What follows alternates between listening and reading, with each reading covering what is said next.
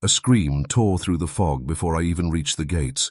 It was not my daughter's voice, yet it carried the same tremor of helplessness that had haunted my dreams for weeks. The iron gates groaned as I pushed them open, and a shiver crawled up my spine, cold and insistent, as if the mist itself sought to warn me back. Ravens perched on skeletal branches of the manor's overgrown garden trees, their eyes glinting like dark mirrors, and I felt their judgment pierce me. I had returned to Ravenswood, the decaying estate of my ancestors, carrying nothing but grief and a desperate hope for answers. The carriage wheels crunched on frost-hardened gravel, echoing in the valley like distant whispers. The village below, shrouded in a thick, suffocating fog, seemed almost abandoned. Windows glimmered faintly, but no faces looked back. Even the wind sounded hesitant, as though fearful of stirring what lay dormant in the old stones. Inside, the manor smelled of dust, mildew, and something more pungent, a faint metallic tang, almost like dried blood. My gloves trembled in my hands as I brushed the cobwebs from the foyer table. Portraits of stern ancestors lined the walls. Their eyes, painted with uncanny realism, followed my every movement. I felt their scrutiny, accusing and unyielding. A mirror above the fireplace reflected my face, pale and hollow-eyed. Yet in its depths, for a fraction of a second, I swore I saw her. My daughter, Leora, standing behind me, her expression unreadable, lips pressed into a silent plea. I blinked, and she was gone. I wandered the halls, each creaking floorboard echoing like a pulse. Whispers clung to the corners of rooms, indecipherable, yet unmistakably deliberate. "Mother!" They seemed to sigh, or perhaps it was the wind trying cruelly to mimic her voice.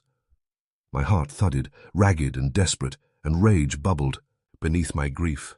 Rage at the village for keeping secrets, at my family for leaving me alone with unanswered questions, at death itself for taking her. The servants I found were as gaunt and silent as shadows, their eyes darting toward the attic, toward the forbidden wings of the manor. They refused to meet my gaze, whispering only that I should not disturb the veil, the ancestral mirror that had long been rumored to show truths too terrible to endure. My pulse quickened. Could the mirror hold the key to what had claimed Leora? Or was it another trap of these cursed halls? As I ascended the spiral staircase to the upper wing, a sudden chill bit my neck, freezing my blood. A faint scent of jasmine, her favorite, clung to the air, impossibly sweet, impossibly wrong. My hand shook as I reached for the door to the east chamber, where I remembered Leora's laughter once filled the room. The door was ajar, though I had left it locked. And then I saw it, a streak of crimson across the faded rug, glistening in the candlelight. It was fresh. My breath caught, heart hammering. A shadow moved just beyond the doorway, and I thought I heard her whisper my name. Before I could step closer, the candle flickered and died. Darkness swallowed me, thick and suffocating, and a single thought clawed through my mind. She is here. She never left. Next we uncover the first hint of Ravenswood's ancestral secret, and the mirror that should not be looked into. Before we go deeper, understand this. This story isn't for everyone. If you're still here, you're one of the few who can face what America buried. Subscribe now, and tell me in the comments, what state are you listening from? And would you dare hear this story from your own backyard? Chapter 2. Whispers in the dark. The darkness clung to me like a living thing. My fingers grazed the wall, tracing the cracked plaster as I stumbled forward, heart hammering, ears straining for any sound that could anchor me to reality. Then came the whisper, soft, sibilant, curling through the room like smoke. "Mother, see what was hidden."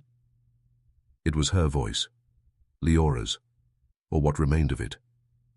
My knees buckled, yet I forced myself upright, eyes straining in the blackness.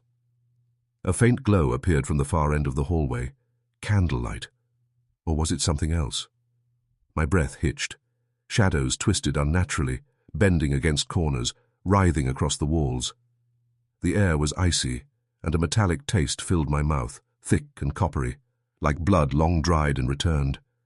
I shivered violently, gripping the balustrade as the whispers grew louder, more insistent, overlapping with one another, demanding I remember, demanding I know.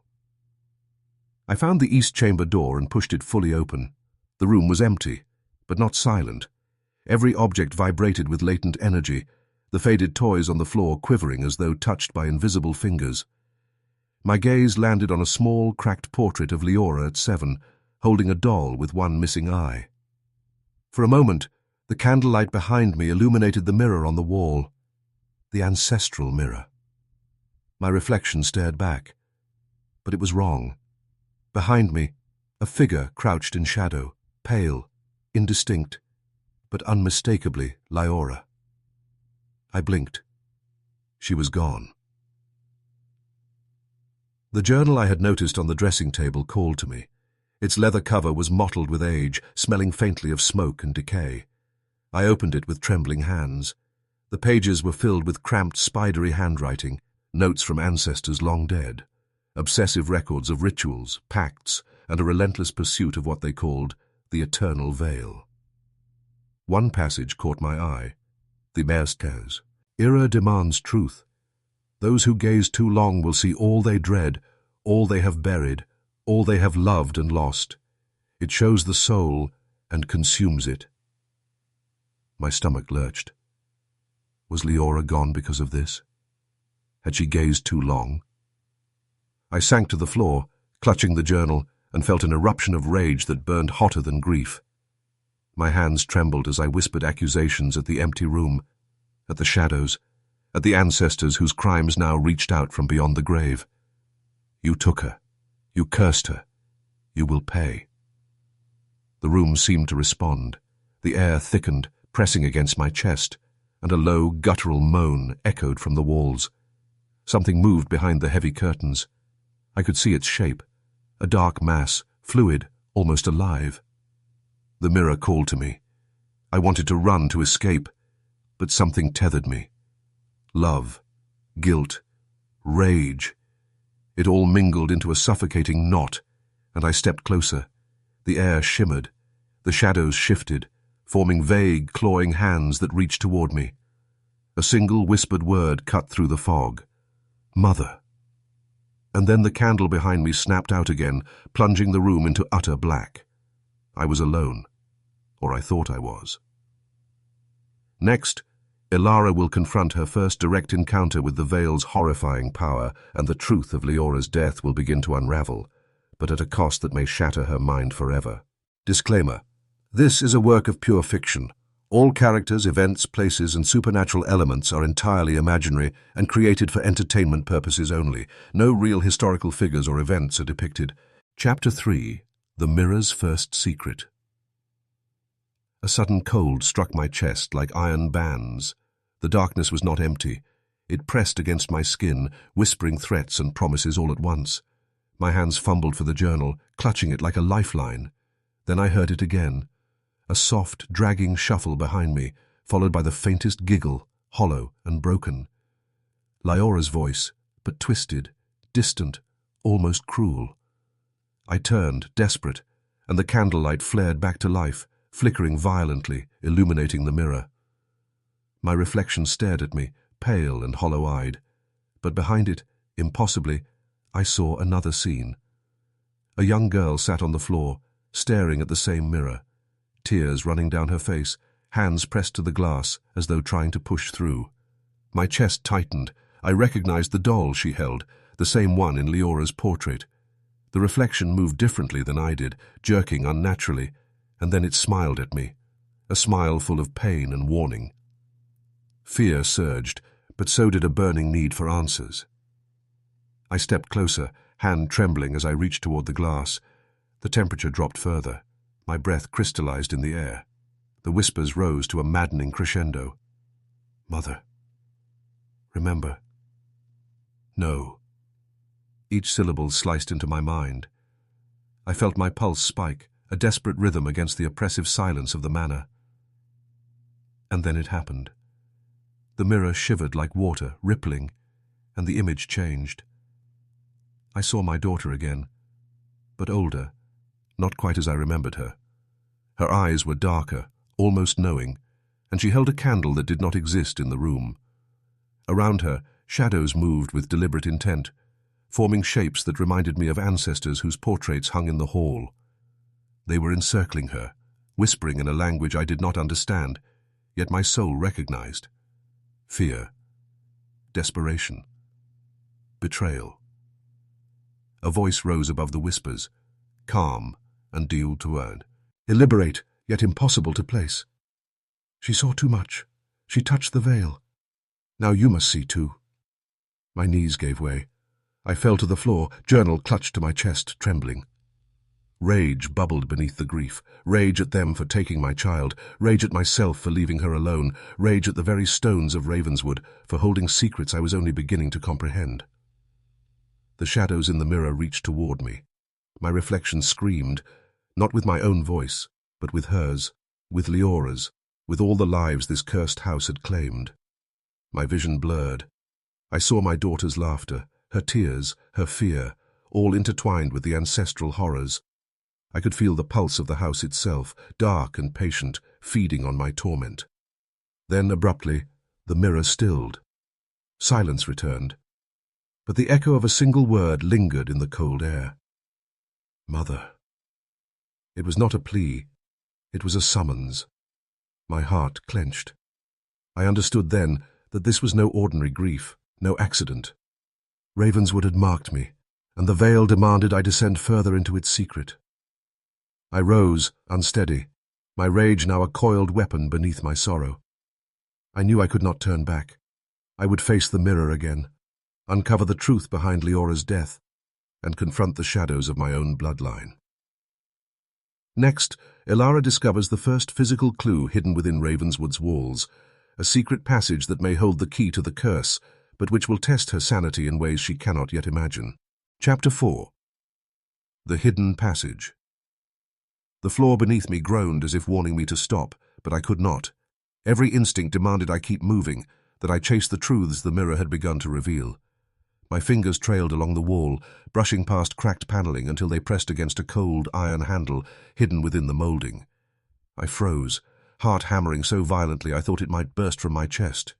It was too deliberate to be accidental. I tugged the handle.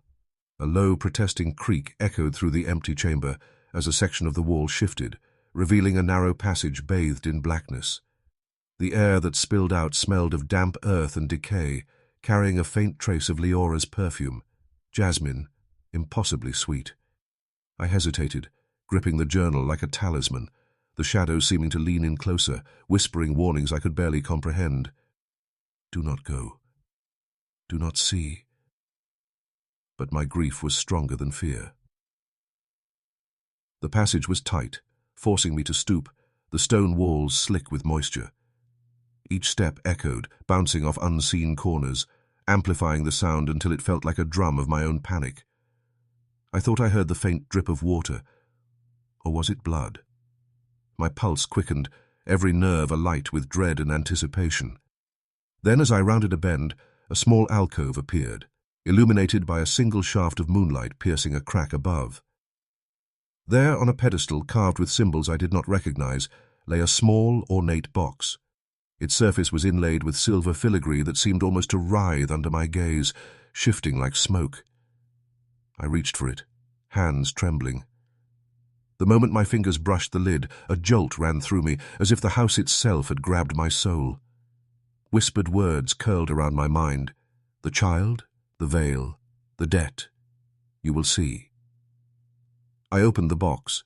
Inside, a folded, brittle piece of parchment rested atop something darker. An obsidian shard, blacker than the shadows themselves, so cold it burned my skin with its icy grip. The parchment bore a single drawing, crude yet unmistakable. A figure standing before a mirror, surrounded by the same clawing shadows I had seen in the east chamber. Scribbled beneath were words I could scarcely read without shivering. She looked too long. She saw what should remain hidden. The blood of the innocent will not rest. I staggered backward, clutching the box to my chest, breathing ragged and shallow. My mind spun. Leora had not died by accident. The veil had claimed her. My grief, once a hollow ache, now boiled into something darker. Rage, vengeance, a mother's boundless love, twisting into the blackest obsession.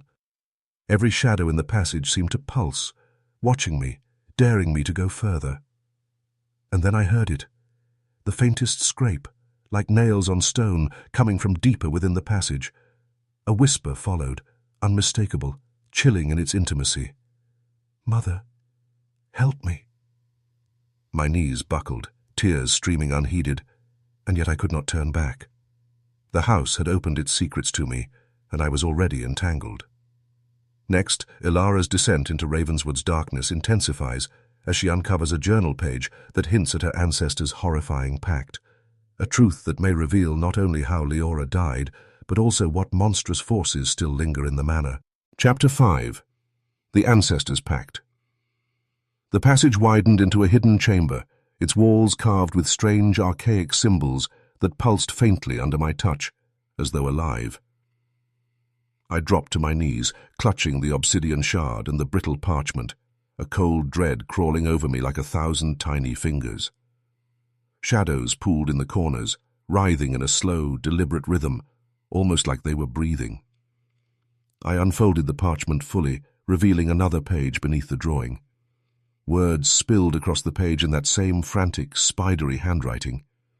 It described a pact, a ritual that my ancestors had performed centuries ago, promising immortality and dominion over life and death in exchange for unspeakable acts. My stomach churned as I read. The child is the first witness. The veil opens only to those marked by bloodline. To see the truth is to pay the price. No soul is spared. No heart remains unscathed. The chamber seemed to respond to the revelation. A low hum resonated in the stones, vibrating against my bones. Candlelight flickered from an unseen source, casting grotesque shadows that danced across the walls. I thought I glimpsed figures, spectral and transparent, standing silently along the edges of the room. Their faces were hidden, but their presence pressed against me like the weight of judgment. I sank to the floor, hands trembling, and felt a surge of anger so intense it burned in my chest. My ancestors had stolen Leora from me.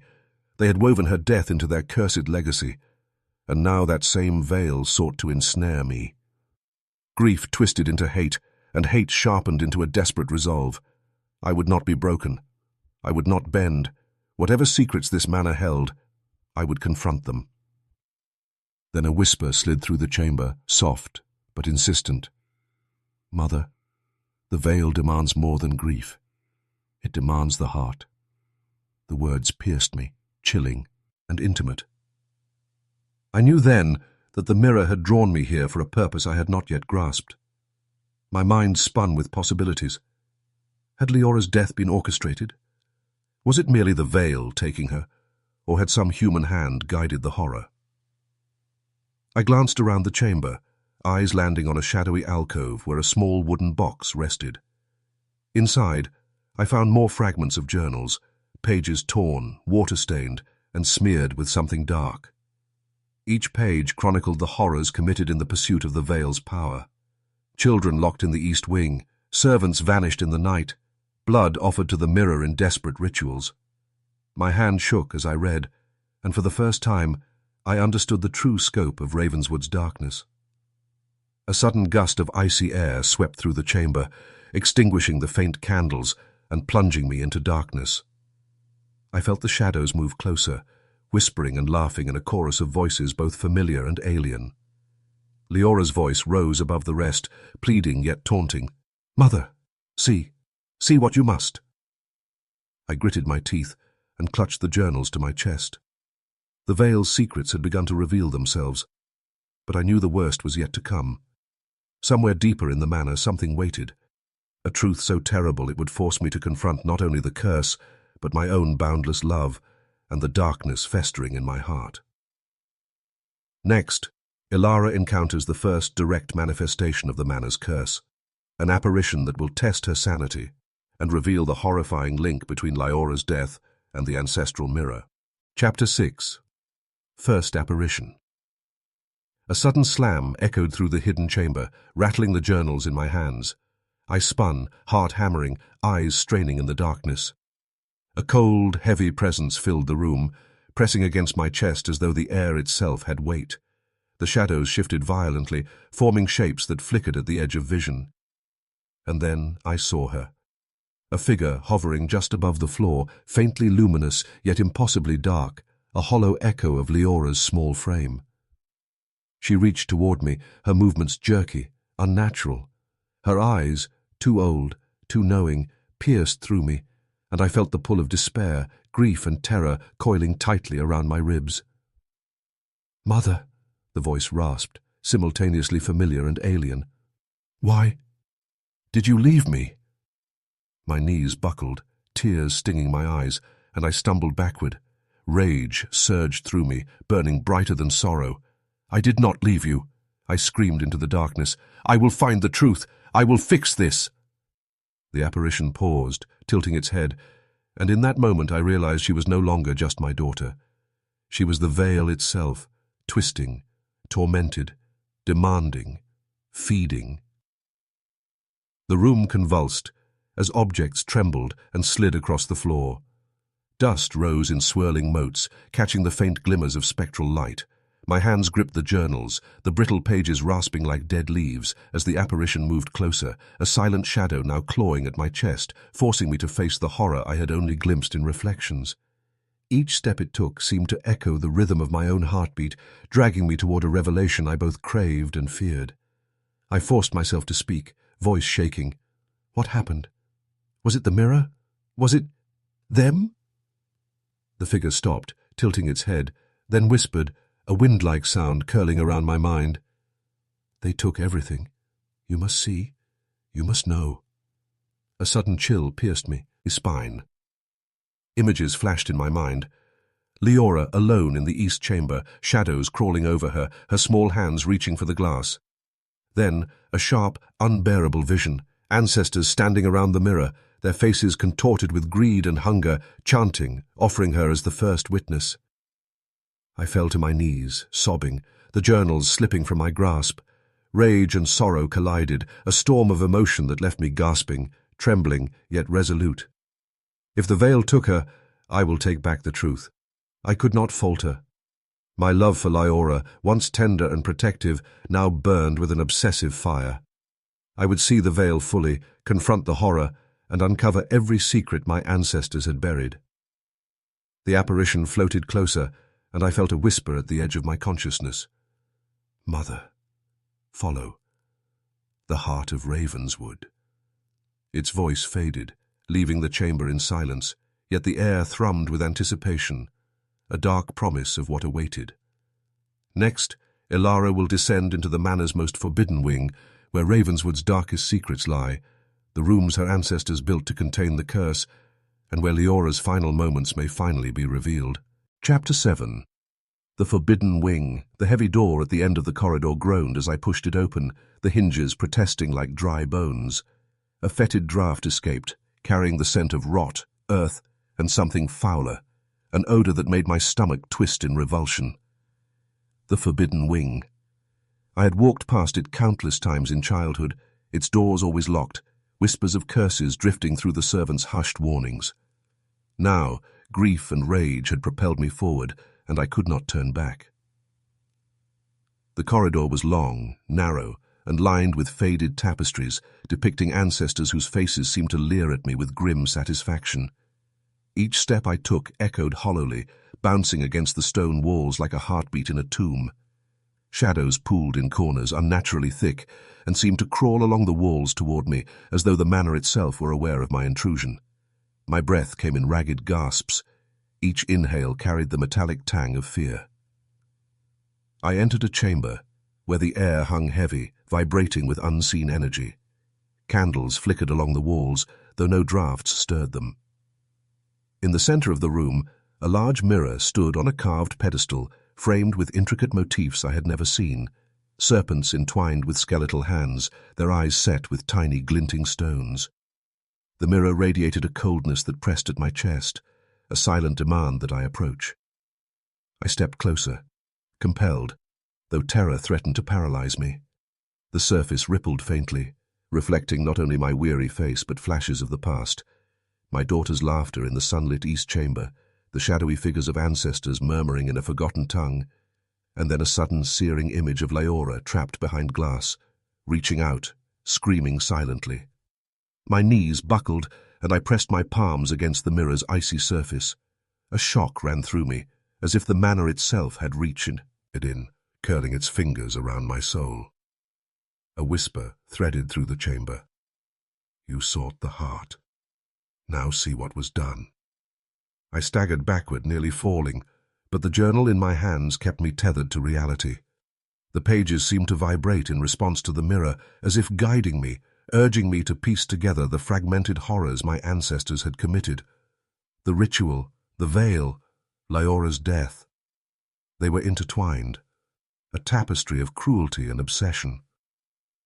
Then movement caught my eye. From the corner of the chamber, a shadow detached itself from the walls. It coalesced into a faint outline of a child, small, pale, and trembling. Leora, or perhaps the veil's cruel mockery of her. She raised a hand, pointing toward a hidden door in the far wall, one I had never noticed before, carved to blend seamlessly with the stone. My heart lurched. This was it, the chamber within the forbidden wing, the place my daughter had been trapped, or perhaps the source of the curse itself. I swallowed my fear and stepped forward. The shadows seemed to lean in closer, whispering my name, testing my resolve. Rage and grief intertwined, giving me strength. Whatever horrors waited behind that hidden door, I would face them. For Leora, for the truth, for the answers Ravenswood had refused to give me for generations. Next, Ilara will open the hidden door and descend into a subterranean labyrinth beneath the manor, where blood-stained secrets and the first unaltered vision of Leora's final moments will confront her with a reality darker than anything she imagined. Chapter 8. Descent into the labyrinth. The door creaked open to reveal darkness deeper than night itself. The air smelled of damp stone, rot, and old blood, and an unnatural chill slithered across my skin. I hesitated at the threshold, clutching the journals tightly, my knuckles white, the obsidian shard pressing icy into my palm. Somewhere below, the manor's heartbeat thrummed, a slow, deliberate pulse echoing through the labyrinth beneath Ravenswood. The stairs wound downward, narrow and steep, carved directly from the living rock. Each step groaned under my weight, sending tremors that seemed to awaken something in the shadows. A flickering light appeared ahead, faint and wavering. My breath formed mist in the icy air, each inhale tasting metallic and bitter. Somewhere in the dark, I thought I heard the soft padding of tiny feet, the scrape of nails against stone. But when I turned, nothing moved. I reached the bottom. The corridor stretched into a maze of tunnels, walls slick with moisture and etched with symbols that pulsed faintly, almost alive. Whispered voices emerged from the walls themselves, overlapping in a discordant chorus. Mother, mother, see, see. Their tones were familiar and twisted, a maddening mixture of Leora's voice and those of my ancestors. I pressed the journals closer, the words on the pages glowing faintly, as though trying to guide me through the darkness. Then, in a corner illuminated by a single shaft of pale light, I saw her. Leora, or the shadow of her, sitting on the stone floor, tiny hands clutching her doll, eyes wide with terror. A veil of darkness clung to her, distorting her small body, making it shimmer unnaturally. She lifted her gaze, locking onto mine, and I felt a torrent of emotion, grief, rage, and a mother's desperate need to save her child. The labyrinth itself seemed to respond, the shadows twisting closer, eager to consume what remained of her essence. I took a step forward. Leora. I'm here, I whispered, voice shaking. The shadows recoiled slightly, hissing like steam from a boiling kettle. She extended her hand, reaching through the darkness, and I felt the pull, a tug at my very soul. Memories of her laughter, her tears, the warmth of her tiny hands in mine surged through me, mingling with the cold terror pressing in from all sides. A sudden noise echoed, a grinding, scraping sound from deeper in the labyrinth. Figures emerged from the walls, grotesque amalgamations of shadow and memory. My ancestors, their faces distorted with hunger and cruelty. They circled Leora, chanting in a language older than Ravenswood itself. My blood ran cold. This was no mere curse. It was a ritual frozen in time, replaying the moment that had stolen my daughter. Rage ignited within me, hotter than grief. I will not let this continue. I clutched the shard, the journals, and the resolve of a mother who would face anything to reclaim her child. I stepped into the circle, determined to confront whatever horrors had trapped Leora, and perhaps, in doing so, uncover the true depth of the ancestral veil. Next, Ilara will face the first horrifying truth of Leora's death, as the labyrinth reveals visions of the past, moments of betrayal, ancient cruelty, and the supernatural force that claimed her daughter. The veil will not release its secrets lightly. Chapter 9. Leora's Final Moments. The shadows parted as if acknowledging my presence, and I saw it clearly for the first time. The memory frozen in the veil, replaying itself in the dim, flickering light of the labyrinth. Leora crouched before the ancestral mirror, her small hands trembling as they hovered over the glass. Her eyes were wide with fear, a silent plea etched into her face. Around her, the figures of my ancestors loomed, their twisted expressions carved from malice, their mouths moving in silent incantation. The air pulsed with a dark energy, thick and suffocating. I could feel the pull of the mirror on my own soul, a seductive tug that threatened to drag me into the same void. My throat tightened, and tears blurred my vision, but I forced myself to step closer. I needed to witness this truth, no matter how unbearable. The journals trembled in my hands, as though urging me forward, whispering fragments of the rituals that had bound my family to the veil.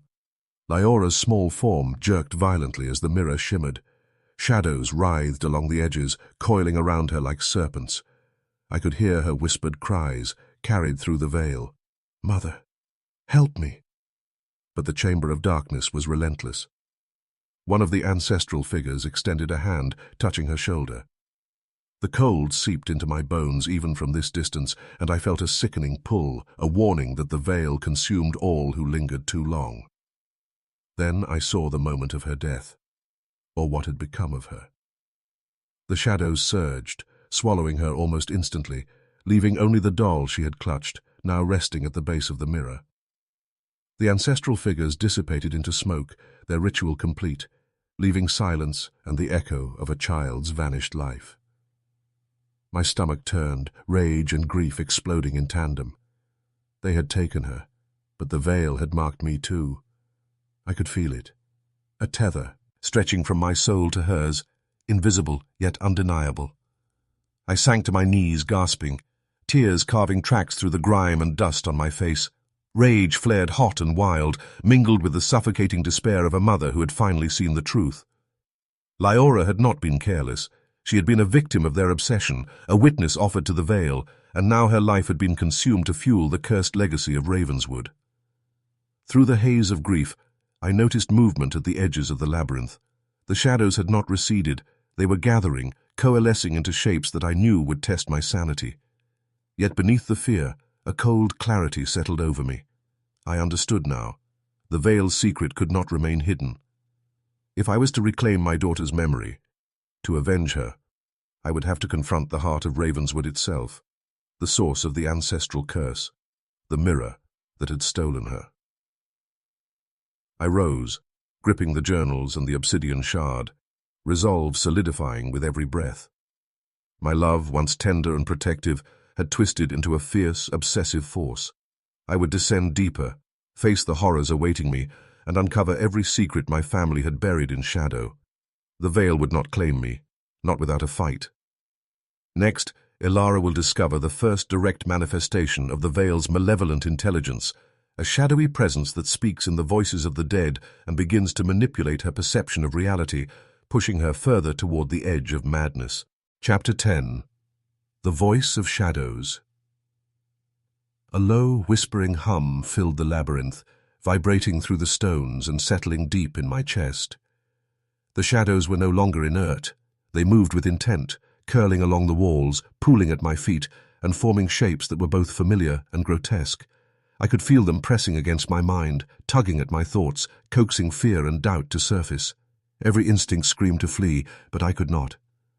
Leora's face haunted me. I had seen her final moments, and now I owed her more than grief. The whispers began to speak in unison, overlapping voices that rose and fell like a tide. I staggered, clutching the journals and the obsidian shard to my chest. "Mother, Mother, come closer. See." Each word clawed at my resolve, twisting grief into panic, panic into rage. I realized with a shudder that these were not merely sounds. They were memories, echoes of my ancestors, fragments of all who had fallen to the veil. They spoke truths, lies, and half-formed threats all at once. From the corner of my eye, a dark shape detached itself from the shadows. It flickered, barely human, shifting constantly like smoke in a storm. I felt an unnatural pull toward it, my limbs moving without permission. It spoke, not in whispers now, but in a voice that was simultaneously Leora's and every ancestor I had ever feared. "See what you love. See what you lost. See what you can claim." The air thickened, pressing against my lungs, and the journals vibrated violently in my hands. Words from the ancient texts seemed to lift from the pages, forming letters in the air. Instructions, warnings, riddles I could barely comprehend.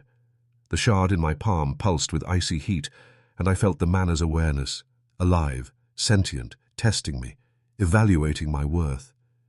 Each breath brought a metallic taste of fear, bitter and heavy, and I knew that one misstep could draw me into the same void that had claimed Leora. I tried to resist the pull, stamping my feet, whispering her name into the darkness. "Leora, I am here. I will not let them take you again." The shadows recoiled slightly, but then a tendril of darkness coiled around my arm, sending a jolt of cold fire through my veins. The voice hissed, soft and intimate. "Mother, your love is the key and the weapon." My pulse spiked. Rage, grief, and obsession intertwined, forming a new clarity. The veil thrived on love and despair, feeding on the intensity of emotion. I would have to wield it as carefully as a knife, or it would consume me. A sudden movement drew my gaze to the far wall. The shadows had formed a crude, horrifying tableau. A child behind glass, ancestors circling, and the mirror at the center, dark and menacing. I understood with a shiver that the veil was showing me possibilities, visions of past and future intertwined. My daughter's fate, my ancestors' sins, and the path to confronting the curse were all laid bare, a twisted roadmap. I clenched the shard and the journals, breath ragged but resolve ironclad. The veil was alive. It spoke, it challenged, and I would follow it to its heart, no matter the cost. Next, Ilara will confront the first truly malevolent apparition, a living shadow of one of her ancestors that forces her to make a choice. Step deeper into the veil's horrors or retreat and risk never learning the truth about Leora's death. Chapter 11. The Ancestor Emerges. A sudden, icy wind tore through the labyrinth, extinguishing the faint candles that clung stubbornly to life. Darkness rolled over me like a living tide, thick and suffocating, and then I felt it. A presence behind me, heavy, deliberate, suffused with malice. I spun, but there was nothing I could see, until the shadows themselves shifted. From the blackness, a figure coalesced, tall and imposing, its features blurred yet unmistakably human. The eyes glimmered with cruelty, a reflection of every ancestor whose sins had birthed Ravenswood's curse. It stepped forward, silent but unstoppable, and I realized with a jolt that this was no illusion. The veil had given shape to one of the dead, a spectre drawn from memory and malice. Its voice slithered through the corridor, low, smooth, and venomous. "So, the child's mother returns. Do you know what you face, Ilara Voss? Do you know the price of truth?" My heart pounded, rage and grief burning through me. "I know enough," I snapped, my voice shaking with determination. "I know you took her, and I will uncover everything." The shadow laughed, a sound like stones grinding together, echoing off the walls. It gestured, and the labyrinth around me seemed to twist, corridors bending impossibly, turning familiar spaces into grotesque mirrors of themselves. The air pulsed with cold fire, pressing against my chest and searing my lungs. "You cannot save her," the figure whispered, advancing. Its hand extended toward me, fingers elongated and curling like claws. "Your daughter is mine now, one of the Veil's witnesses. And you are next." A shiver ran through me, but fury eclipsed fear. I gripped the obsidian shard tighter, feeling its cold bite in my hand, and the journals rattled violently as though approving my resolve. The apparition lunged, or perhaps the labyrinth itself surged, and I was thrown backward, sliding along the slick stone floor. I scrambled to my feet, ignoring the burning chill of the shadow's touch, my mind a storm of grief and determination. I will not let this hold me. I will see the truth. I will reclaim my daughter. The figure's form shifted, warping with every heartbeat. Now a dozen faces at once. Ancestors, servants, even hints of Leora's visage, mocking me. It hissed, "Every love, every sorrow, every rage. They are fuel for me. Step forward, or be lost." And in that instant, I understood. The veil did not merely punish. It fed, drawing on emotion, twisting it into power. My love for Leora, my grief, my rage. These were both weapon and trap. I rose, hands shaking, teeth clenched. The shard pulsed in rhythm with my heartbeat, resonating with the shadows, the journals vibrating in my grasp. I took a deep, shuddering breath. "I am not afraid," I said, voice hard as steel. "Show me everything. I will face it all." The shadow paused, tilting its head, and for the first time, hesitation flickered in its ancient eyes. Then it receded slightly, melting back into the darkness, leaving a path deeper into the labyrinth. The veil had tested me and deemed me worthy, for now. Next, Ilara will encounter the chamber, where the veil's power is anchored, the ancestral mirror itself, and face the first visions that will twist her memories and her mind, forcing her to question what is real and what is an illusion. Chapter 12. The Mirror's Heart. The corridor ended abruptly at a wide chamber, the air heavy and vibrating with a presence that pressed against my chest. In the center stood the mirror, the ancestral veil itself, towering, framed with serpentine carvings, blackened hands reaching upward as if to clutch the ceiling. Its surface shimmered with a dark liquid light, reflecting not my body, but 1,000 overlapping memories, whispers and horrors. My stomach churned, but a force I could not resist pulled me closer. I stepped forward cautiously, the obsidian shard cold and biting in my hand. Shadows swirled at the edges of the chamber, moving like smoke, alive with intent. My reflection shifted before my eyes, showing fragments of Leora's final moments, my own childhood, and ancestors I had never met, each interwoven into a tapestry of dread. The veil was alive, and it wanted me to see everything. I reached for the mirror's surface. A pulse of icy fire ran through me, and I stumbled backward, gasping. The whispering began, a chorus of voices, some pleading, some mocking, some filled with malice. "Mother. See? Touch. No." Each word clawed into my mind, forcing memories I had tried to bury to surface. The day Leora had fallen ill. The first time she'd expressed fear of the manor, my own failings as a mother. Rage and grief boiled over, twisting into something darker, sharper, more dangerous. The mirror shimmered, and the surface rippled, forming images that were impossibly real. I saw myself standing beside Leora in the east chamber, yet her small form flickered and warped. Ancestors emerged from the glass, circling her, chanting words that made my blood run cold. And then, for a terrifying instant, Leora looked directly at me from the mirror, her eyes wide, terrified, pleading. And yet, there was something else there. Understanding, almost knowing. I staggered, pressed, my hands against the glass, and felt the pull of the veil like icy fingers dragging at my soul. A voice hissed directly into my mind. "The heart of Ravenswood is yours to face, Mother, but every truth has a price. Every memory can wound." I shuddered, realizing the mirror would not merely show me. It would twist me, bending my perception until I could no longer tell reality from reflection. Through the shifting visions, I caught sight of a small hidden panel at the base of the mirror. Behind it, a faint glow pulsed like a heartbeat. The journals vibrated violently in my grasp, guiding me. Whatever anchored the veil's power was here, and if I could reach it, perhaps I could uncover the truth about Leora's death, reclaim her memory, and confront the curse that had consumed generations of my family. Summoning every ounce of courage, I approached the panel, ignoring the shadows that clawed at my feet and the whispering voices that threatened to drive me mad. The shard pulsed in resonance with the mirror, a key to unlock what lay beneath, and I realized with a tremor that this was the moment of choice. Step forward and see the veil in its entirety. Step back, and the truth and Leora would remain forever beyond reach. Next, Elara will lift the hidden panel and touch the veil's source directly, experiencing visions that twist past, present and future into a horrifying clarity, pushing her closer to the brink of sanity. Did you know, historically, many cultures believed that mirrors were more than just reflective glass? They were thought to connect to the soul or spirit world.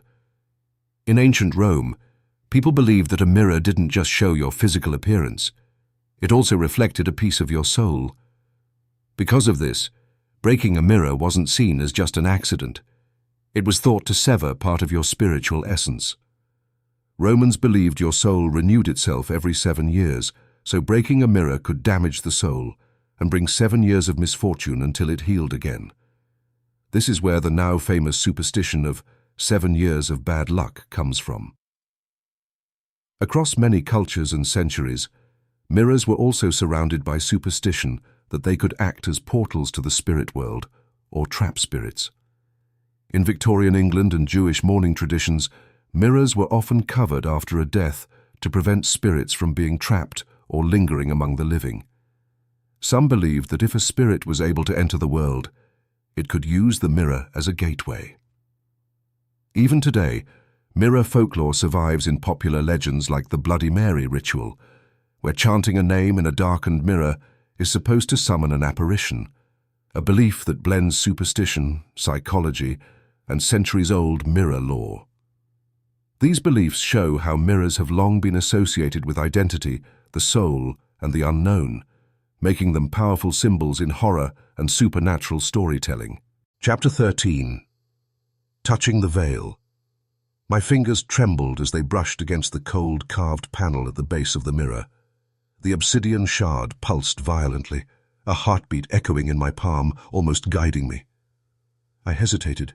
Every instinct screamed to retreat, yet every fiber of my being demanded I push forward. Leora's eyes haunted me, pleading, terrified, knowing. I could not abandon her again. I lifted the panel. Beneath it, a hollow cavity glowed faintly, a liquid darkness that seemed to breathe. The moment I touched it, a shock raced through my veins and my vision fractured. Shadows melted into memory, and memory twisted into visions I could scarcely comprehend. I saw Leora's small hands reaching for the mirror, her face contorted with fear, the ancestral figures closing in, chanting, offering her to the veil. The chill pressed deep into my bones. I could feel her terror as if it were my own. Then the mirror rippled, and I was no longer in the chamber. I stood, or thought I stood, inside the veil itself, a boundless black void where past, present, and future coalesced. Whispers crawled along the edges of my mind, each syllable a dagger of guilt and accusation. Mother, see, understand, suffer. Leora appeared before me, not entirely herself, shadowed and flickering, her tiny form twisting in ways that defied reality. I tried to speak, but my voice shattered against the void. Rage surged, sharp and consuming. I will not lose you. I will see this through. The shard pulsed, brighter now, cutting a path through the dark, and I felt the veil react, twisting and recoiling. Ancestors' faces appeared in the blackness, contorted with greed and hunger, their hands reaching for the girl they had taken. Their power was immense, but so was my fury, threaded through every memory of love and loss. The visions shifted, showing me Leora's final moments in impossible clarity, a sound, child trapped, alone, the shadows pressing in, the cold of the mirror consuming her. Yet in another layer of the vision, I saw what the veil hid. Small choices, cruel manipulations by those long dead, forcing her to witness horrors that would forever bind her soul. I felt the enormity of the curse, not mere death, but the deliberate shaping of suffering, anchored by the mirror and my family's bloodline. A voice hissed close to my ear, chilling and intimate. Mother, your love can free or destroy. Choose wisely, or be consumed as all who came before you. I realized the veil was alive, feeding on my emotions, testing my heart, pushing me toward the edge of sanity. Every memory of Leora, every tear, every burst of rage, these were fuel. I clenched the shard and the journals, summoning the deepest part of myself. Love sharpened into resolve, grief hardened into courage. I knew then that the next step could either reveal the full truth or break me entirely. There would be no turning back. Next, Ilara must confront the veil's ultimate test. A vision that fuses past, present, and ancestral guilt into one living nightmare, forcing her to face not only her daughter's fate, but the monstrous legacy that threatens to consume her entirely. Chapter 14. The Living Nightmare. The veil's darkness thickened around me, suffocating, alive, as if the manor itself had opened its chest and exhaled centuries of malice. Shadows writhed in impossible shapes, stretching and folding over themselves. The whispers were deafening now, a cacophony of voices. Leora's cries, my ancestors' laughter, the hiss of the veil itself. I felt their fingers graze my skin, tugging at my memories, pulling at my grief, testing the limits of my resolve. And then it began. The nightmare unfolded, not as a dream, but as a living, breathing reality. I was standing in the east chamber, but it was no longer the room I remembered. The walls were slick with black liquid, pulsing like a heartbeat. The mirrors hung from every surface, reflecting fragments of my past. Leora's laughter, her tears, my own failures as a mother, every moment I had looked away, every choice I had made that left her vulnerable. Each reflection twisted, adding whispers of accusation, of hatred, of fear. From the center of the chamber, Leora emerged, or rather, the veil's version of her, her form warped, pale and shimmering, her eyes too deep, too knowing. She raised her small hand toward me, and I could feel her anguish, her confusion, and the unbearable weight of her death. Around her, shadows moved with deliberate intent, forming the grotesque shapes of ancestors who had long since passed, their mouths moving in silent incantation, feeding the veil with every ounce of despair.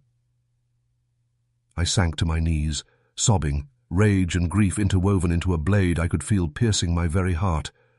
I did not fail you. I will not fail you. The shard in my hand pulsed violently, responding to the intensity of my emotions, cutting through the darkness. The journals rattled, pages opening of their own accord, the words glowing faintly as if urging me to piece together the fragmented horror around me. Then the nightmare twisted further. Every reflection became a version of me, Ilara Voss in various stages of despair, fury and madness, each one screaming, accusing, reaching for the girl I had lost. The whispers condensed into a single voice. Your blood binds you. Your grief sustains you. Will you save her or become the next witness? The veil offered no mercy, no pause, no chance to step back. Every choice, every memory, every heartbeat was a test. I clenched the shard tightly, raising it before the mirror's heart. My tears streamed freely, mixing with sweat and the icy chill that covered my skin. I realized the truth. The veil could show the past, twist the present and hint at the future. But it could not dictate my actions. My love for Leora, fierce and boundless, was not weakness. It was a weapon, sharper than the shadows, capable of slicing through the lies and malice that had trapped her for centuries. The mirror pulsed, the shadows recoiled, and for the first time, I felt control, not of the veil entirely, but of myself. My rage, my grief, my obsession had transformed into resolve. I would confront the source of Ravenswood's curse directly, no matter the horrors awaiting me. Next, Ilara will discover the ancestral chamber beneath the mirror, a hidden crypt where the veil was first summoned and where the final key to Leora's fate awaits. But facing it will demand a sacrifice of her deepest fears. Chapter 15. The Ancestral Crypt. The floor beneath the mirror shifted suddenly, a stone panel sliding aside with a grinding protest. I stumbled forward, clutching the obsidian shard and the journals as a cold, fetid draught rose from below. A narrow staircase spiraled downward, carved from the bedrock itself, its walls slick with moisture and etched with the same writhing symbols that lined the manor. Each step echoed like a funeral toll, the air growing colder, heavier, as though the crypt had been waiting for me for centuries. At the base, a vast chamber unfolded, far larger than I could have imagined. The ceiling arched like a cathedral, and the walls were lined with alcoves, each containing statues of ancestors, faces frozen in expressions of ecstasy and torment. Their eyes seemed to follow me, glinting faintly in the dim light, and I could feel the weight of their judgment pressing down, testing my resolve. Shadows moved across the floor as if alive, forming serpentine paths that beckoned me deeper. In the center of the crypt stood a stone altar, blackened by time, and upon it rested a relic, unlike anything I had seen. A smaller mirror, dark and liquid, framed in jagged silver that seemed to pulse with its own heartbeat. I understood immediately. This was the heart of the veil, the source from which Ravenswood's curse had been born. The air here vibrated with malevolent energy, thick and suffocating, and I felt the pull of every soul the veil had claimed, whispering their suffering directly into my mind. The journals rattled violently in my grasp, the pages glowing faintly. Words emerged from them, guiding me. Place the shard. Confront the source. Only through understanding can the curse be pierced. But beware. Every truth exacts a price. I swallowed hard, my pulse hammering as the shadows coalesced around the altar, forming vague, whispering shapes of ancestors, those who had died long before I was born. They stretched impossibly tall, their faces twisted with malice, eyes locked on me, daring me to falter. A faint wail drifted from the far alcove, growing louder, rising in pitch until I recognized it unmistakably. Leora, or the echo of her, trapped and bound to this darkness. The shards of memory, grief and rage that had been simmering within me erupted, and I realized that this crypt demanded more than courage. It demanded a confrontation with the very heart of my own despair. I stepped closer, placing the obsidian shard on the altar, feeling its cold burn resonate with the mirror. Shadows surged, walls groaning as if the crypt itself exhaled. The whispers became a roar, all voices fused into a single command. Face the truth, Mother. Face yourself. My vision blurred, and the chamber twisted, folding inward and outward, past and present colliding. I understood in a terrifying instant. The curse was not only a family legacy, but a reflection of the deepest darkness in my own heart. Tears streamed freely, my body trembling, yet beneath the fear, a fierce clarity emerged. I had come for Leora. I had come for truth, and whatever price the veil demanded, I would pay it, even if it meant confronting the most monstrous parts of myself. Next, Ilara will interact directly with the veil's source, the dark mirror, and experience visions that fuse her daughter's fate with her family's darkest sins, forcing her to make a choice that could either free Leora or trap them both forever. Chapter 16. Communion with Darkness.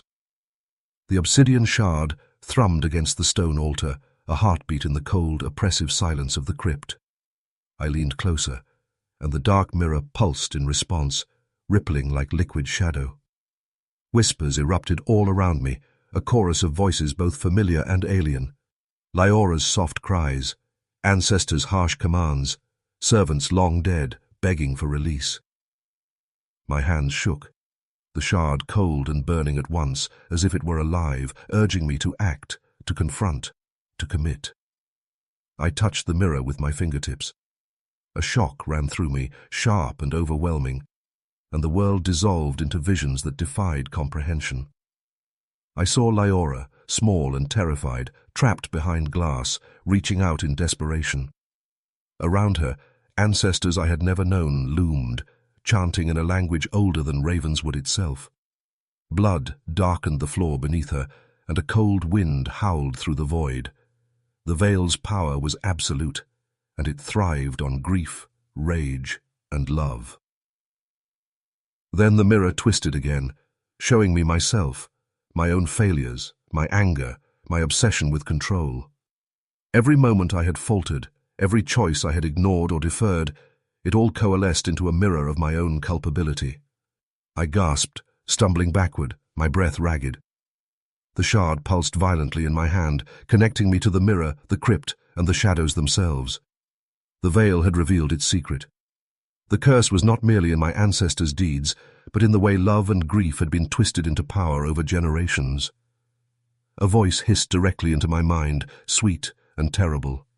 Choose, Mother. Choose the heart of Ravenswood. Choose Liora. Choose yourself. Or lose all. The shadows thickened, curling around my legs, climbing toward my chest, whispering in the voices of every soul trapped by Ravenswood. I felt the pull, the temptation to flee, to surrender, to let the veil consume me as it had my daughter. Rage flared, hotter than grief, sharpening my resolve. I gripped the shard tighter, eyes fixed on Liora's image within the mirror. My daughter's form flickered, caught between life and death, between shadow and memory. I will not lose you again, I thought, letting love and fury intertwine. The mirror rippled, responding to the intensity of my emotions. The shadows recoiled slightly, the whispers twisting into a chorus of recognition and fear. I realized then that the veil could not overpower what was fueled by true, unbreakable maternal love, if I wielded it carefully. The shard hummed, and a path of liquid shadow extended from the mirror toward me, forming a bridge into the depths of Ravenswood's curse. Every step promised knowledge, every heartbeat risked madness, but I had no choice. Liora's fate and the truth of my family's sins demanded confrontation. Next, Ilara will step across the veil's bridge and enter the heart of Ravenswood's curse, a place where the boundary between life and death, love and hatred, is obliterated, and where the ultimate revelation of Liora's death will force her into a terrifying, irrevocable decision. Chapter 17. The heart of the curse. The bridge of shadows stretched before me, pulsing with a rhythm that matched my heartbeat. Each step sent icy tendrils up my legs, wrapping around me, whispering warnings in voices I could barely distinguish. Liora's image flickered ahead, smaller, fragile, yet impossibly real, suspended in the liquid darkness of the veil. I moved forward, determined, ignoring the gnawing terror that clawed at my mind. As I reached the center, the shadows thickened, coiling around the bridge like serpents. The whispers merged into a single horrific harmony. Mother, claim the truth. Claim the price. My breath caught. I understood now. The veil demanded more than courage. It demanded sacrifice, the willingness to face the monstrous heart of Ravenswood's legacy. The mirror before me expanded, engulfing the darkness entirely. I saw Liora in perfect clarity, her small body trapped in a glass prison, her eyes wide with fear and confusion. Behind her, my ancestors loomed, ritualistically exacting the curse they had devised centuries ago. The walls of the crypt, the labyrinth, even the manor above, everything dissolved into the singular horror of that moment. I clenched the shard, and a wave of fury surged through me. You will not take her again. The veil pulsed violently, testing my resolve. The shadows writhed, forming grotesque shapes of ancestors, servants, even twisted versions of Liora herself, each accusing, each tempting me with despair. The whispers pressed directly into my thoughts, threatening to unravel my sanity. Then a new sensation. A warmth within the shard, a pull toward the mirror's heart. The journals vibrated in my grasp, pages fluttering as though alive. One phrase stood out, glowing in the darkness. Bind the grief, channel the love, pierce the veil. I understood immediately. The veil's power thrived on emotion. It was a weapon as much as it was a prison. If I focused the full force of my grief and love, I could confront the curse without succumbing to it. I stepped closer to Leora's image, holding the shard over the mirror. My voice trembled but rang with unyielding determination. I will not let you suffer alone. I will face this, and I will save you. The shadows recoiled, shrieking in distorted chorus. The mirror's surface rippled violently, and the liquid darkness began to fracture, revealing the horrifying truth I had feared to face. Leora had been caught in the ritual, offered not just as a witness, but as the anchor of the curse itself. The revelation hit me like a physical blow. My daughter's death was no accident. It was deliberate, orchestrated by the ancestors to secure immortality and control. My heart screamed in pain, yet beneath the agony, a fierce protective rage crystallized. The veil had taken her, yes, but I could still claim her essence, still fight for her soul. I gripped the shard and raised it high, feeling the pulse of my love and grief surge into the mirror. The shadows recoiled fully now, voices shrieking in fury and fear. I was no longer merely a mother.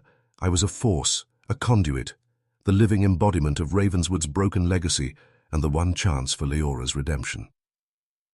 Next, Ilara will attempt the most dangerous act yet, channeling her love and grief through the shard to shatter the veil's hold, a confrontation that will push both her and the spirits of Ravenswood to the brink of annihilation. Chapter 18. Shattering the veil, the shard pulsed violently in my hand, a heartbeat synced with my own, and I raised it above the mirror's heart. Shadows writhed, hissing like serpents, their forms stretching impossibly high, faces contorted with anger, fear, and malice. I felt the pull of every soul the veil had trapped, the weight of centuries of suffering pressing against me. My knees trembled, but I forced myself to stand, channeling every ounce of grief, every flicker of love for Leora, into the shard. A scream tore from the mirror, sharp and piercing, and I realized it was not a single voice, but all of them.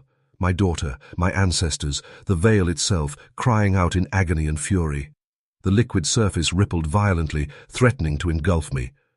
I gritted my teeth and pressed the shard forward, letting my emotions surge through it. Rage, sorrow, devotion. They coalesced into a single, unstoppable force. The shadows recoiled, shrieking as if in pain. The mirror cracked, thin lines spiderwebbing across its surface, shimmering with darkness. Leora's image wavered, flickering between shadow and flesh, terror and recognition. I focused all my energy on her small form, whispering her name, letting my love guide the shard. I am here. I will save you. You are not lost. The shards of the mirror vibrated violently, the shadows screaming in unison, and then the first glimmer of light. A searing brilliance erupted from the center, blinding and pure, tearing through the black liquid of the veil. I felt the shadows shatter, unraveling into threads of smoke, dissolving into the crypt as the mirror's heart split. Leora's form emerged fully, small hands reaching toward me, her face filled with recognition and relief. My tears burned hot, streaking down my cheeks, mixing with sweat and dirt. I stumbled forward, clutching her to my chest. But even as I embraced her, the veil retaliated. The crypt shook violently, stones splitting, shadows lashing out, a storm of malevolent energy threatening to collapse the chamber. The voices of my ancestors shrieked, accusing, enraged, desperate to preserve the curse. I tightened my grip on the shard and the journals, focusing every thought on love, not fear, every memory of Leora, not the horrors I had witnessed. The storm of darkness began to waver, fragments of shadow scattering like ash in the wind. The shard pulsed one final time, a heartbeat resonating with the echoes of Ravenswood itself. Then, with a sound like shattering glass and rolling thunder, the veil collapsed inward, fracturing completely. Light flooded the crypt, washing over stones, statues, and shadows alike. The oppressive cold lifted, replaced by a fragile warmth. Leora clung to me, trembling but alive in this broken, haunted place. I rocked her gently, whispering soothing words, though my body trembled from exhaustion. Ravenswood was no longer fully mine, and its secrets were not entirely gone. But the immediate threat, the curse that had stolen my daughter, had been broken. For the first time in weeks, I could breathe. Next, Ilara and Leora will navigate the aftermath of the shattered veil, uncovering what remnants of Ravenswood's dark power remain, and confronting the fragile, haunting truths that linger even after the curse's collapse. Chapter 19. After the collapse, the crypt was quiet now, the oppressive darkness replaced by a fragile, trembling light. The shards of the ancestral mirror lay scattered across the floor, their jagged edges glinting faintly, remnants of a power that had once consumed generations. I held Leora close, feeling the warmth of her small body against mine, the pulse of her frightened heartbeat grounding me after the storm of grief and rage. But even as relief flooded through me, a lingering unease prickled at the edges of my mind. The journals, now dimly glowing, seemed to sigh with exhaustion, as if even they had borne witness to too much horror. I flipped through their pages, reading fragments of rituals, confessions, and warnings my ancestors had left behind. Though the veil was broken, I realized that its echoes still lingered.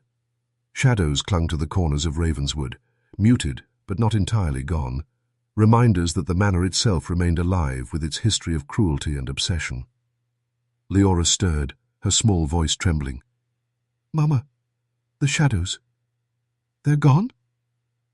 I brushed her hair back and forced a smile that felt brittle even to me. "They're gone. For now.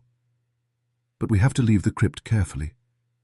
There's more in this house we don't understand yet." I rose slowly, careful not to trip over the shards, and noticed the walls were subtly shifting, the symbols carved centuries ago fading, some glowing faintly before vanishing entirely. The manor had been wounded, but not healed.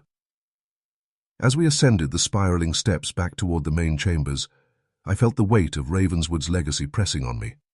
My daughter was alive, yes, but the truth of her death, the centuries of cruelty, the thirst for power that had defined my family, these would remain. I would have to face them someday, reconcile them with my love for Leora, and ensure that no shadow could ever claim her again. The manor's corridors were eerily silent. The fog outside pressed against the windows, pale and restless, as though aware of the veil's collapse. Every creak of the floorboards, every flicker of candlelight, reminded me that Ravenswood was both prison and sanctuary, haunted and hallowed in equal measure. Leora's small hand slipped into mine, grounding me in the present, in what mattered most. I whispered a vow to her and to myself. We survived. We endured. And we will leave Ravenswood behind. But I will remember always. I will remember everything, and I will never allow the darkness to claim us again. Even as warmth returned to the manor, a cold reminder lingered. Curses do not always die, and the shadows of the past are patient, waiting for the next misstep. Next, Ilara must confront the personal and emotional aftermath, the psychological scars, the fractured trust in those around her, and the lingering presence of Ravenswood's darkness that hints the curse may not be fully ended, forcing her to decide how far she will go to protect her daughter and herself. Chapter 20. Echoes in the Halls. The manor felt different now, less alive, yet more aware. Every step I took with Leora in my arms echoed through the high ceilings and long corridors, a reminder that Ravenswood had survived centuries of blood, grief, and dark ritual. I could feel its presence still, quiet but vigilant, as though the walls themselves were watching me, cataloguing my every thought, my every movement.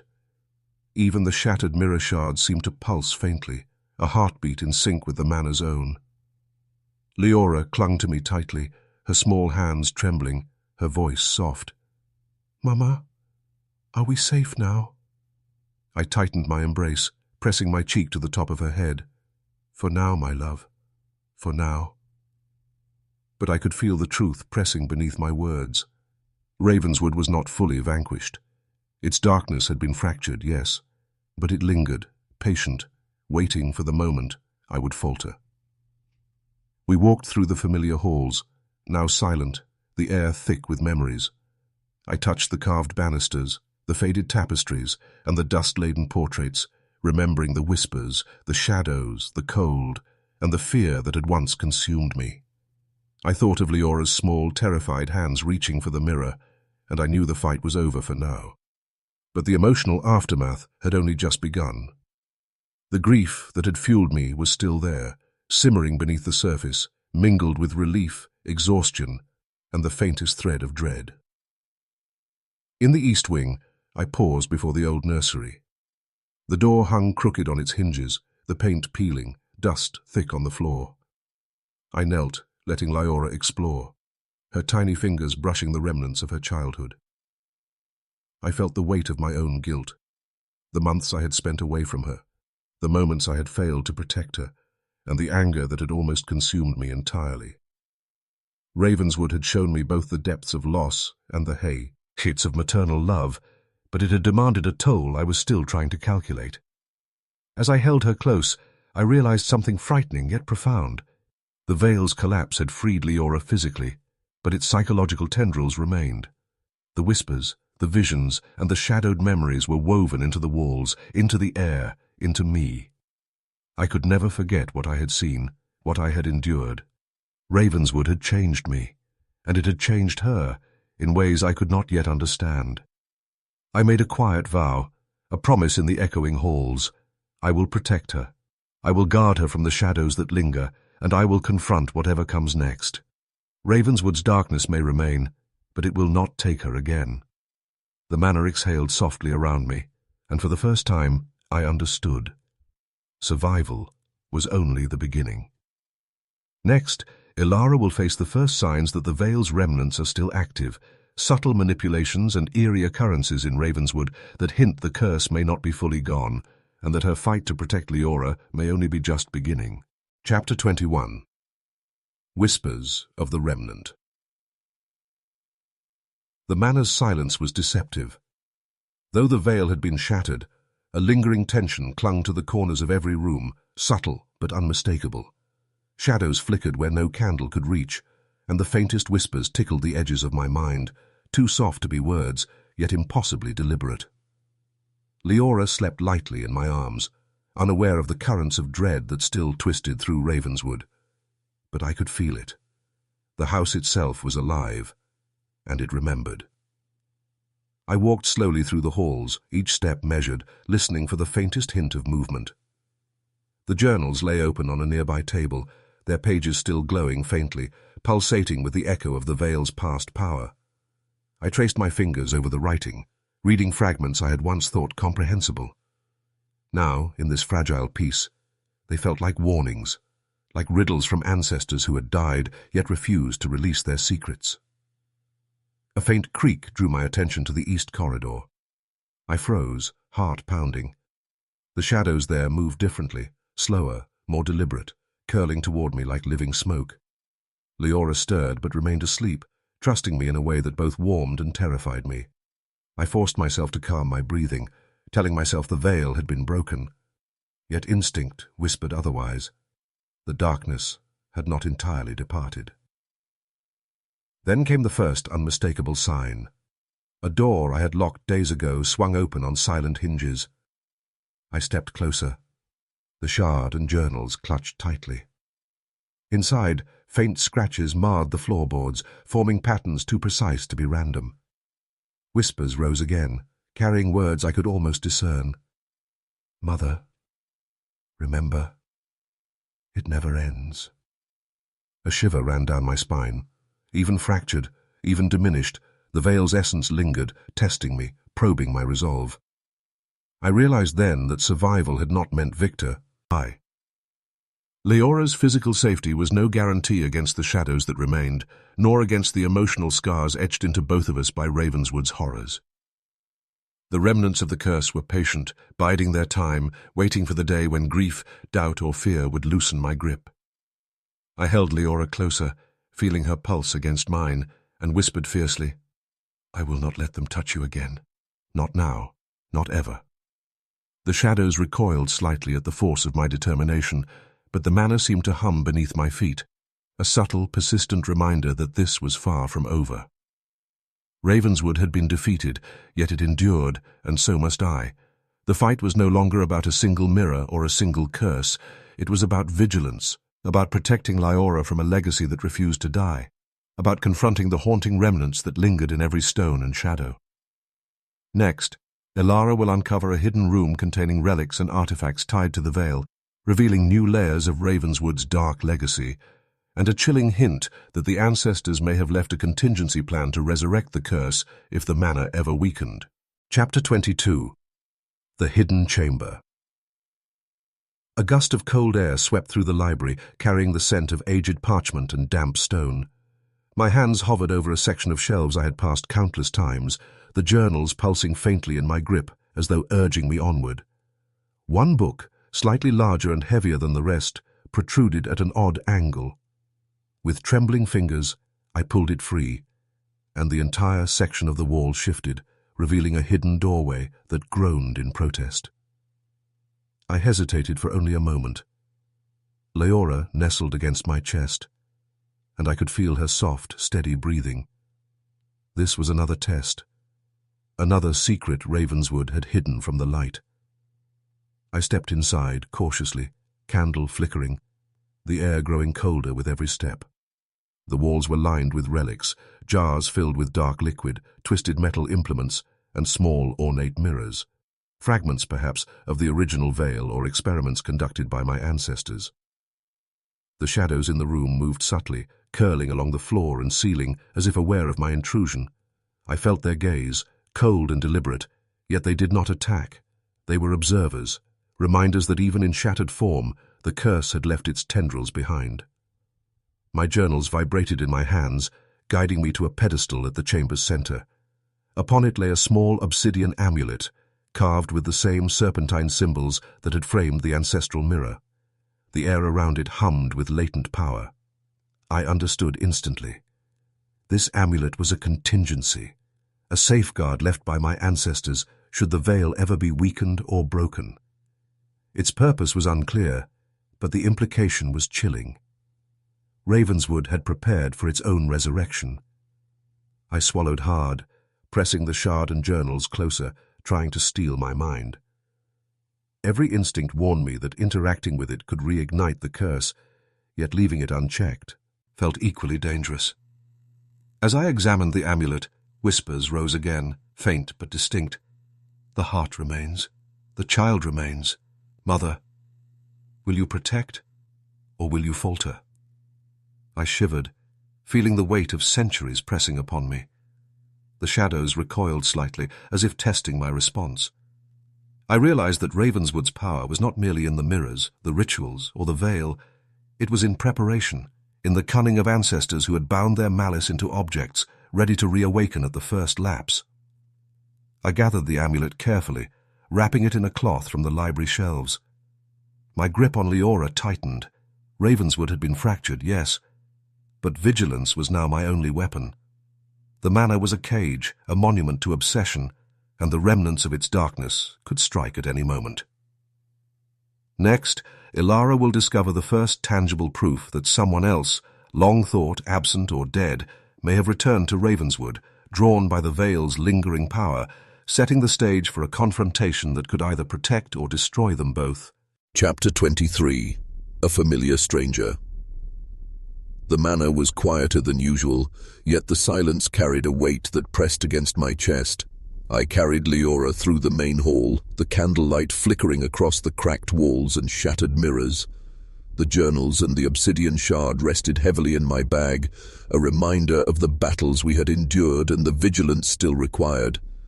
And then I saw him. A figure emerged from the shadows at the far end of the corridor, tall, composed, yet unmistakably familiar. My heart stopped. His face was partly obscured, but the eyes, they were the same as someone I had believed gone forever. A chill ran through me, sharper than the winter fog that pressed against the manor's windows. Who could be here? My grip on Lyora tightened instinctively. He stepped closer, and the candlelight revealed a visage lined with age, yet eerily unchanged. A man who should not exist in the present, yet undeniably did. "Elara," he said, voice low and measured. "It has been a long time." Every instinct screamed to flee, yet a part of me recognized the tone, the calm, deliberate cadence of someone who had once walked these halls with knowledge of the veil. "Who are you?" I demanded, my voice shaking but firm. "Why are you here?" Shadows seemed to gather around him, curling along the walls and floor, watching, waiting. He smiled faintly, almost knowingly, as if he had anticipated my question. "I could ask you the same," he replied, "but I suppose the veil has brought us together again. Some truths cannot remain buried, Elara. Ravenswood has a way of calling those it needs and testing those it fears." Leora stirred, sensing my tension, and I pressed her closer, my other hand brushing instinctively over the shard. The man's gaze flicked to it briefly, and I saw recognition flash in his eyes.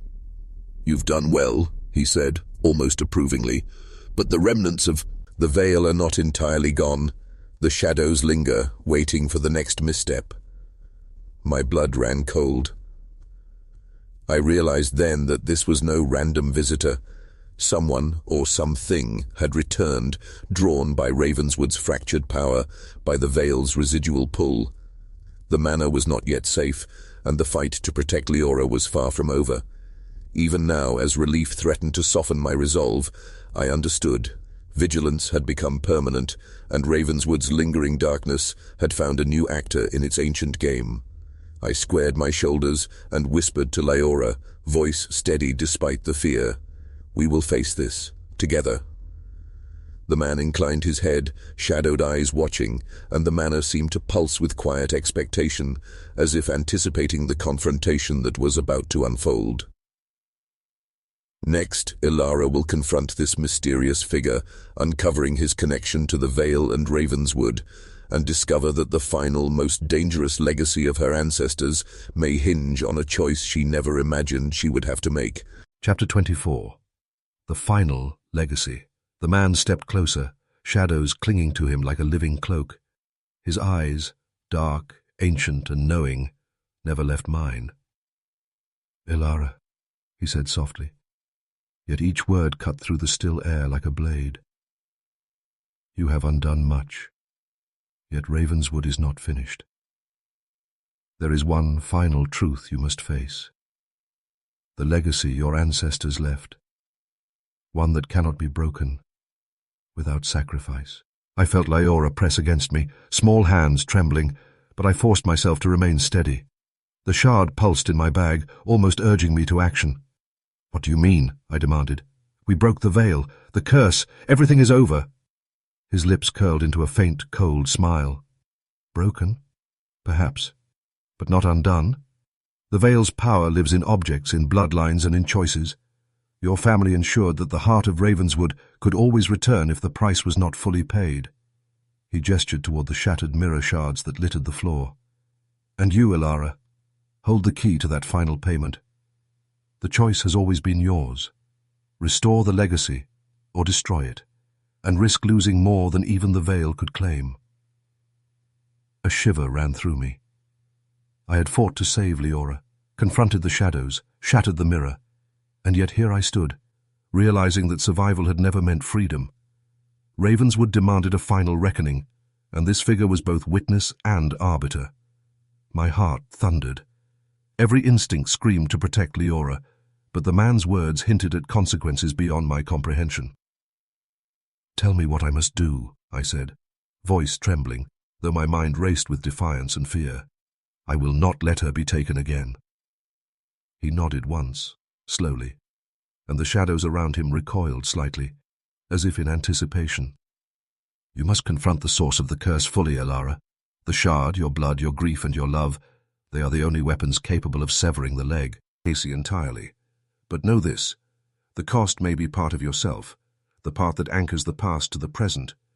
Only by giving can you truly free her, and all those claimed before her." I clenched the shard, feeling its cold pulse sink with my heartbeat. Every memory of Leora, of my ancestors, of the veil itself surged through me. I understood the weight of the choice, wield the shard fully, and risk losing a piece of my soul. or leave the darkness partially intact, and risk the curse returning someday to claim Leora again. I inhaled, steadying my breath. Then I will pay the price. Whatever it takes, she will be safe. Ravenswood ends with me. The man inclined his head once more, and the shadows seemed to bow, acknowledging my resolve. The manor trembled faintly, the final reckoning imminent. The veil's remnants stirred, the shard pulsing like a heart about to beat its last, and I knew that the culmination of Ravenswood's horror and the salvation of my daughter was at hand. Next, in the final chapter, Ilara will make the ultimate sacrifice to sever Ravenswood's curse, confronting the full legacy of her ancestors and facing the consequences that will haunt her and Leora forever. The story reaches its emotionally devastating and bittersweet conclusion. Chapter 25. The Last Sacrifice.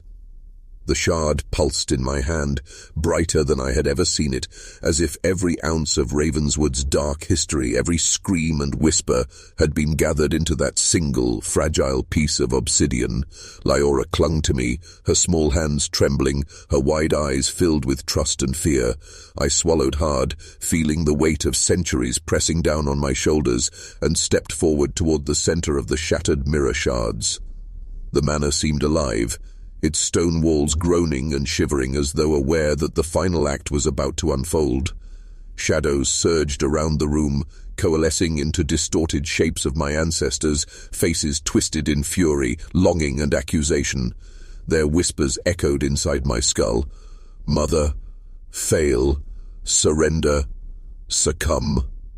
I gritted my teeth, letting grief, rage, and love fuse into one sharp, unyielding resolve. I would not let them claim Leora, not now, not ever. I placed the shard at the center of the fractured mirror cluster. The shards trembled, the liquid darkness rippling outward. The voices intensified, a cacophony of centuries of pain, malice, and obsession. And then I spoke, my voice strong and steady, every syllable driven by love. I choose life. I choose love. You will not take her. The shadows shrieked, twisting violently, but the shard pulsed brighter still. My blood, my grief, my devotion, all poured into the obsidian, and I felt a searing connection with Ravenswood itself. The shadows fought, clawed, and lashed, but they could not withstand the force of a mother's love sharpened by loss and fury. One by one, the shapes shattered into smoke, dissolving into the ether, leaving only silence. And then I saw her, Leora, finally free of the veil's torment, real and trembling, but alive. She reached for me and I pulled her close, tears burning my eyes. Yet even in relief, I felt a piece of my self fracture. The shard had demanded a toll, and I could feel it. A hollow ache, a lingering shadow where part of my soul had been tied to the curse, a reminder that nothing was truly without cost. The manor exhaled around us. The oppressive cold was gone, the walls calm, the echoes of my ancestors' malice silenced, or perhaps merely dormant. Ravenswood was broken, its veil destroyed, yet I would always carry the memory of what it had demanded, the love that had saved Leora, and the pain of a sacrifice no one else could understand.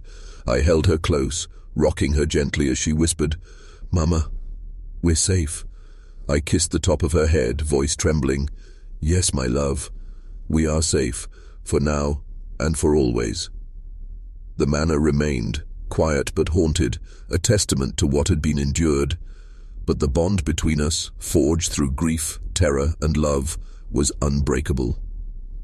As we left the crypt and ascended to the fog-shrouded halls of Ravenswood, I knew one truth. Darkness can be broken, but it leaves marks that never fade. The shadow of the ancestral veil had been shattered, yet the lessons of love, loss, and courage would haunt me forever. And in that haunting, I found both devastation and hope. The story ends here, with Leora safe, Ravenswood fractured, and Ilara forever changed, haunted by the shadows she survived, but empowered by the love that conquered them.